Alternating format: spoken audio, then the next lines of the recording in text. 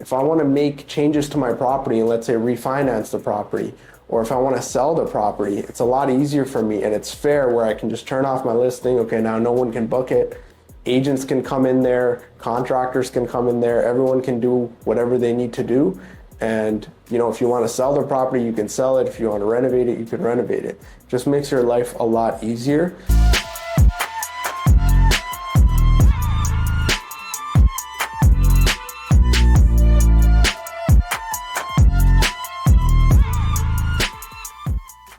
Right, we're in some strange times right now in 2023. There's a recession going on.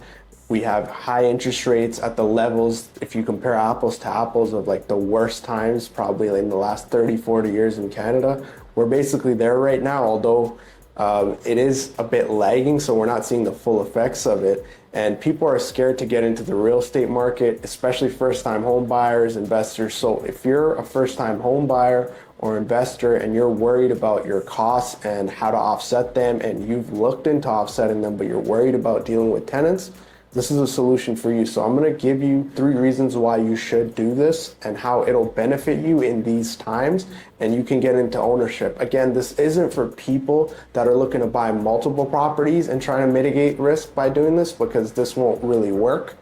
So pretty much across Ontario, in every major city, every city is licensing short-term rentals now. So the way this works to your benefit is now you can take a space in your house and legally rent it out as a short-term rental. What this does for you is ideally, if you do it correctly, you'll get more cash flow than with a standard rental.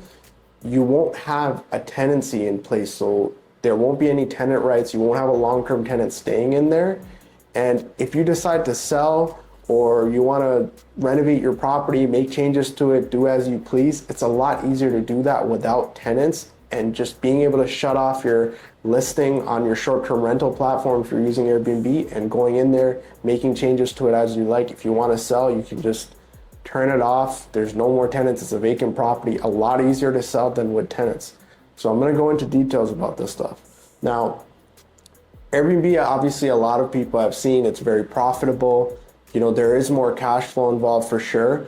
So you can make generally, I would say in some months, double what you would make from a tenancy. In some months, you might make the same as what you would make from a long-term tenant. But overall, you'll probably make more money through a short-term rental unit. So if you rent out your basement and you're getting $2,000 through a long-term tenant, you might get $3,000 to $4,000 in the summer. And in the slower months, you can still get more than $2,000, but you'll probably get at least that $2,000. The benefit of this is you can do as you please, right, with your property, and you can rent it out on Airbnb rather than having a long-term tenant. The issue with tenancies, why a lot of people are afraid that I speak with nowadays, whether it's first-time home buyers or first-time investors, they're buying their first property and they've been seeing all this news about, okay, tenants taking advantage of their rights, or, people not paying rent and they can't get rent back. They can't get the person out legally for like a year. So people are afraid. So this allows you to skip that, because with the short-term rental model, tenants, you don't get tenancy rights as a short-term rental guest. So as long as you're a short-term rental guest and that's clearly indicated, you are not a tenant. So you can't just stay there. You don't have those rights. You can't misuse your right as a tenant and, be stuck in it. And you can't take advantage of the homeowner and be in the property for a year without being evicted. So that doesn't fly with short-term rentals. There's actually a recent judgment on this in Ontario because someone tried doing this and the judge ruled that this is not a tenancy. So that's clear cut, right? So pretty much across Ontario, whether you're in Toronto, Mississauga, Brampton, Hamilton, all these cities are licensing short-term rentals, and there is a way to do it and do it profitably. The other thing I want to talk about too is a lot of people underestimate the benefit of having a vacant property when you're selling, or if you're making improvements, right? And rightfully so, because if I'm a tenant, right, to look at it from the other side, I wouldn't want someone coming in and telling me to leave so they can do renovations, whatever. I don't believe that's fair either. But if I'm doing short-term rental and that's just the business model where people come and leave and I can just turn my listing off, if I want to make changes to my property and let's say refinance the property, Or if I want to sell the property, it's a lot easier for me and it's fair where I can just turn off my listing. Okay, now no one can book it. Agents can come in there, contractors can come in there, everyone can do whatever they need to do. And if you want to sell the property, you can sell it. If you want to renovate it, you can renovate it. Just makes your life a lot easier. So doing these things just adds value to your property, and it makes your life a lot easier when those things come up. And nowadays, because the economy is changing so much, the market's changing so much, just everything across North America, like everything's up and down. So you want to have flexibility with your property. You want to be able to have control over it. I'm not saying don't do longer term rentals. Like fundamentally, if you're buying multiple properties, that's probably what you're going to need to do, because again, this strategy doesn't really apply there unless you want to take the risk of doing it without licensing. And I know people doing that, but nowadays cities are really cracking down on this stuff if you try to do it with more than one property, because they only allow you to do it with one. And to go more into detail, they'll only let you do it with one unit on a property. So even if you have a duplex, you can only do it on one. So this solution probably works better for people that are buying properties, maybe that it's their first property that they want to live in and interest rates are really high.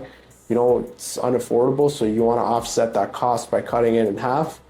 Or if you're buying an investment property and maybe you want to mitigate your risk and you want to rent one of the units out. So do this instead. It's a lot easier. If you don't like it, again, you can always change your mind, right? But it does require an investment. Obviously, you have to buy furniture, you have to do professional photography, get it listed on Airbnb. So there's some time and money involved, but you can always change your mind down the road if you decide not to do it. But I think it's a great solution for someone looking to get in that's worried about all the problems, right, that come with longer term tenants and the high interest rates nowadays. If you're looking at house hacking in the GTA or in Hamilton, definitely reach out to me. I do this myself, right? So I have properties that we've listed on Airbnb. We've been through the process multiple times. I've dealt with cities, I've dealt with permitting, I've dealt with getting licenses. So I know how to go through all that stuff and I can really guide you. So if you're looking for your first property or your first investment property and you're worried about dealing with tenants and you want something that's profitable, reach out to me, right? You can click the link below as well. So I've attached a free guide and you can go on my website and you'll see more free guides and you'll see some more information specifically in regards to the city of Hamilton, doing duplex conversions, and there's even an Airbnb Excel sheet there where you can kind of calculate your profitability. So to summarize, you get a lot of advantages with this stuff, with cash flow, not dealing with tenants, being able to control your property and do as you like. If you need to sell it, you can sell. If you need to renovate, you can renovate. So you can leverage this strategy to really enter the market and then take advantage of it. And then from there, obviously do what you need to do, right? As times change, you're probably going to need to focus on more fundamental strategies, but I know right now it's really tough for people to get cash flow, and affordability just doesn't even make sense anymore. So this is a good way to kind of build equity, get your foot in the door, and then go from there.